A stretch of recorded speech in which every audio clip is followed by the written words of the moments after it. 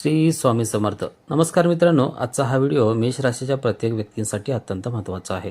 कारण आज आपण जाणून घेणार आहोत जून 2026 पासून डिसेंबर 2026 पर्यंतचा काळ मेष राशीसाठी नेमका कसा असणार आहे.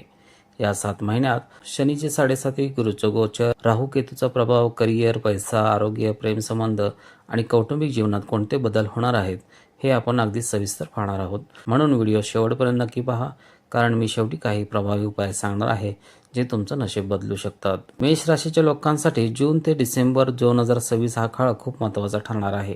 काही गोष्टी तुमच्या आयुष्यात अचानक बदल घडवतील. काही ठिकाणी संघर्ष असेल तर काही ठिकाणी मोठ्या संधी मिळतील. या काळात सर्वात मोठा प्रभाव असेल तो शनीच्या 7.5चा. होय, मेष राशीसाठी 7.5चा पहिला टप्पा सुरू झालेला असेल.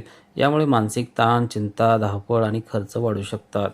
पण घाबरण्याची गरज नाही, कारण योग्य निर्णय घेतले तर हा काळ तुम्हाला खूप काही शिकवून जाईल. आता सर्वात आधी बोलूया शनीबद्दल. शनी तुमच्या राशीपासून 12व्या भावात गोचर करत आहे. ही स्थिती अनेक वेळा मानसिक तणाव निर्माण करते. तुम्हाला असं वाटू शकतं की मी खूप मेहनत करतोय पण मनाला समाधान मिळत नाही. काम वाढेल, जबाबदाऱ्या वाढतील पण आराम कमी मिळेल. या काळात खर्च अचानक वाढू शकतात. विशेषतः मेडिकल खर्च, प्रवास किंवा घराशी संबंधित खर्च वाढण्याची शक्यता आहे. काही लोकांना कर्ज घ्यावं लागू शकते. मात्र इथे एक गोष्ट लक्षात ठेवा, उत्साहात किंवा भावनेत येऊन मोठं कर्ज घेऊ नका. जेवढं खर्च फेडता येईल, जेवढं फेडू शकता तेवढीच आर्थिक जबाबदारी घ्या. या काळात तुमच्या बोलण्यामुळे अनेक समस्या निर्माण होऊ शकतात. रागाच्या भरात बोललेले शब्द नातेसंबंध खराब करू शकतात. ऑफिसमध्ये वरिष्ठांशी वाद, घरी कुटुंबियांशी मतभेद किंवा मित्रांसोबत गैरसमज होण्याची शक्यता आहे. म्हणून एक गोष्ट कायम लक्षात ठेवा, जिंकायचं असेल तर शांत राहायला शिका. तुमचा आवाज सौम्य ठेवा, वाद टाळा आणि प्रत्येक गोष्टीला लगेच प्रतिक्रिया देऊ नका. आता बोलूया या काळात सर्वात चांगल्या गोष्टीबद्दल. 2 जून 2026 नंतर गुरुग्रह तुमच्या 4थ्या भावात प्रवेश करणार आहे. ही स्थिती तुमच्या आयुष्यात अनेक सकारात्मक बदल घेऊन येऊ शकते. घर, जमीन, वाहन, प्रॉपर्टी किंवा घरातील सुखसोयी वाढण्याची शक्यता आहे. ज्यांना नवीन घर घ्यायचं आहे किंवा घरात शुभकार्य करायचे आहे त्यांच्यासाठी हा काळ चांगला ठरू शकतो. कुटुंबात आनंदाचं वातावरण निर्माण होईल. करिअरमध्येही हळूहळू स्थिरता येऊ लागेल. ज्यांना नोकरीत बदल हवा आहे त्यांना चांगल्या संधी मिळू शकतात. जून ते डिसेंबर 2026 मध्ये करिअरमध्ये मेहनत खूप करावी लागेल. यश मिळेल पण थोड्या उशिराने. कामाच्या ठिकाणी स्पर्धा वाढेल. काही लोक तुमच्या विरोधात बोलू शकतात, पण जर तुम्ही संयम ठेवला तर परिस्थिती तुमच्या बाजूने फिरू शकते. व्यवसाय करण्यासाठी हा काळ सावध पण फायदेशीर राहू शकतो. नवीन संपर्क वाढतील. राहू 11व्या भावात असल्यामुळे नेटवर्किंगमुळे फायदा होऊ शकतो. ऑनलाईन व्यवसाय, मार्केटिंग, सेल्स किंवा कम्युनिकेशन क्षेत्रात काम करणाऱ्यांना विशेष लाभ मिळू शकतो. आर्थिकदृष्ट्या हा काळ मिश्र राहील. एकीकडे खर्च वाढतील पण दुसरीकडे राहू तुमच्या लाभ भावात असल्यामुळे अचानक पैसा येण्याचेही योग तयार होतील.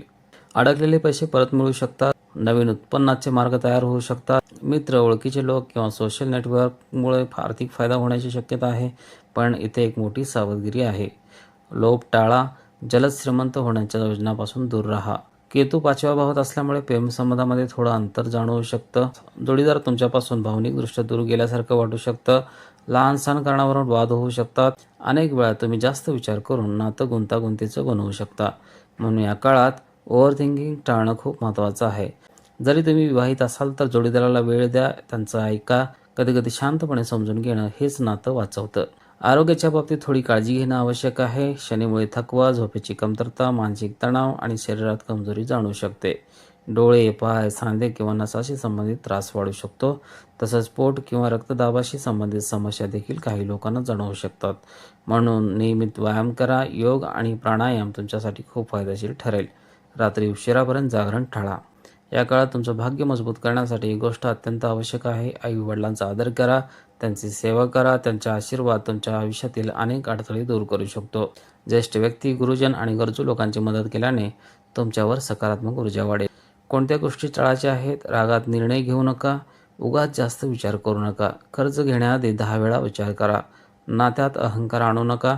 आरोग्याकडे दुर्लक्ष करू नका. आता पाहूया काही खास उपाय. दररोज सकाळी किंवा संध्याकाळी ओम प्राम प्रीम प्रौम सम शनिचराय नमः या मंत्राचा जप करावा. तसंच गुरुग्रहासाठी ओम ग्राम ग्रीम ग्रौम सम गुरुवे नमः हा मंत्रही म्हणावा. शनिवारी गरीब आणि गरजू लोकांना मदत करा.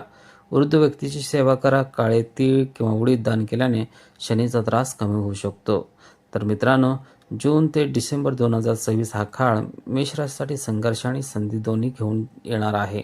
जर तुम्ही संयम ठेवला, योग्य निर्णय घेतले आणि मेहनतीवर विश्वास ठेवला तर हा काळ तुमच्या आयुष्यात मोठा बदल घडवू शकतो. व्हिडिओ आवडला असेल तर लाईक करा, शेअर करा आणि उमाशेखर राष्ट्र चॅनलला सबस्क्राईब करायला विसरू नका. पुन्हा भेटू एका नवीन राशी भविष्यासोबत. जय हिंद, जय महाराष्ट्र.